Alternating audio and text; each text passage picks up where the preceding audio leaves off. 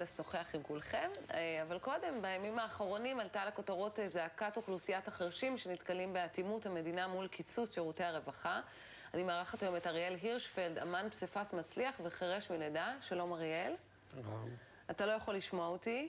אני יכול לשמוע. אני שומע קולות, אבל אני פני מחשי, אני חירש. אני לא שומע כלום. אז אתה בעצם קורא את השפתיים שלי. בעיקר קורא את השפתיים. בעיקר קורא את השפתיים שלי. אז דיברנו על מחאת כבדי השמיעה והחירשים, שרוצים מאוד שיפור בתנאים שלהם מן הסתם. יש לך מה להגיד בעניין הזה? זה היה מאוד חשוב, הבחינה הזו הייתה. מכיוון אנחנו היום בעידן הטכנולוגי. ברוך השם, הכל בעיות אסטמטים, אימייל, אינטרנט, כל הפעמים זה מאוד מאוד עוזרים לנו. אבל עדיין יש בעיה. כי אנחנו נמצאים בחברה, למשל בכיתה או באיזה מסיבה או משהו, אנחנו זקוקים לתרגום. מישהו שיתרגם לנו שפת סימנים, או תמלול. ואתם לא מקבלים, נכון? הם קיצצו מאוד בשעות שאתם זכאים להם. לא מקבלים. כל הרעיון הוא שמורידים את ה... מורידים את זה בכלל. כן. רק בכלל מורידים מאוד נמוך, וזה לא מספיק. ויש היום הרבה 7,000 מתחרשים וחירשים. שזו אוכלוסייה לא קטנה. אז מה תעשו? עכשיו אנחנו מעלים את המודעות, שיבינו, תחמוד, אני אדבר איתה עכשיו, ואני מדבר איתה בסינית. ואת צריכה להתרעת, תתחיל לחפש מי יעזור, גם מי יתרגם. זה צורך חיוני, זה דבר מאוד חשוב לנו. צורך חיוני וחייב מאבק ולהחזיר את השעות שמגיע לכם. אבל אתה מצליח לעשות את חייך אחרים, אתה אומן, נכון? אתה יוצר פסיפס, ספר לי איך התחלת. אני אמן פסיפס, זה אהבה, זה פשוט... זו אהבה, ממבט ראשון הבנתי שזה היה. זה פשוט תרפיה, זה אהבה גדולה. הגעתי לפסיפס במכרה, זאת אומרת, קרה...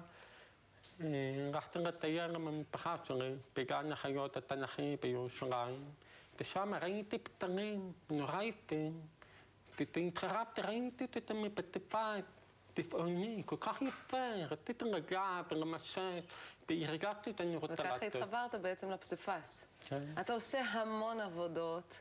הנה, אני רואה כאן דברים מדהימים שעשית, פסיפס, עבודות גדולות לתוך הבית, לתוך המקלחת, דברים מדהימים שאתה עושה במטבח.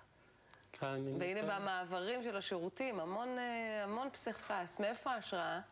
קודם כל, אנשים חושבים שבפסיפס זה משהו שתכניות פחות בקלינה או משהו.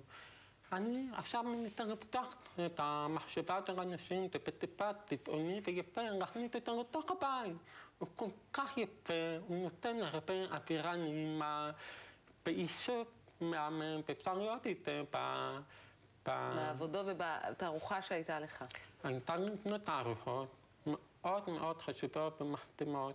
התערוכה הראשונה הייתה על מוזיקה, איך אני שומע את המוזיקה, איך אני... בתור אדם אתה לא שומע, ותרגמתי את זה, שכל טבע זה מוזיקה מסתרית. איזה יופי. והתחלת היו את הצבעים, היה לי מוזיקה. זה היה בתיאטרון בירושלים. באמת אפשר לראות את המוזיקה שלך, יש המון צבעים בעבודות שלך, ובחיים האישיים שלך אתה נשוי לאישה גם כבדת שמיעה. נכון, אישי גם כבדת שמיעה. ויש לנו ביחד 5 ילדים שומעים. וואו. מתוקים, חמודים. וואו. איך מסתדרים?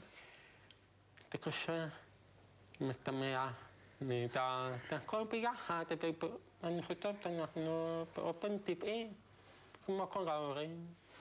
רק שאנחנו לא שומעים, ויש... הילדים מדברים, נכון? הם כולם... אנחנו מדברים איתם רגיל, ויש לנו תקשורת טובה. הילדים יודעים שאנחנו לא שומעים, ומנטרים את הלפעמים לדבר מאחורי הגב, מאחורי הילדים. יש לזה גם פלוסים. הם יודעים את שפת הסימנים, נכון? כמובן. הם לא יודעים את שפת הסימנים? לא. זה מפתיע. לא חשוב לכם שהם ידעו את שפת הסימנים? אני לפני... אמא שלי לימדה אותי לדבר. היא לא ראתה שאני עם שפת סימנים, כי היא פחדה מאוד, ואם אני עם שפת סימנים, אני לא אלמד לדבר אף פעם. והיה לה חשוב, אני קודם אלמד לדבר. להוציא את הכל, להביע את עצמי, ואחר כך אני רוצה ללמד פסימנים. ובהמשך הלכתי ללמוד בתיכון, משולב עם כבדי שמיעה ושומעים, ושם פגשתי את השם ענבר. ושם פגשתי פעם ראשונה את הכבדי שמיעה וחירשים, בשפת סימנים, וכל זה יחדיו, אבל זה נורא מקל על החיים. זאת אומרת, למדתי בבית ספר רגיל. והנה, למדת בסדר. אני חושבת שאימא שלך עשתה עבודה נפלאה, סיפור אופטימי. אני מאוד מאוד שמחה שבאת. תמשיך לעשות את העבודות המדהימות שלך וליהנות מהילדים והמשפחה שלך. תודה רבה, אריאל. תודה רבה. ספר ילדים בשם ריגול, חיטוט ושוקו חמוס.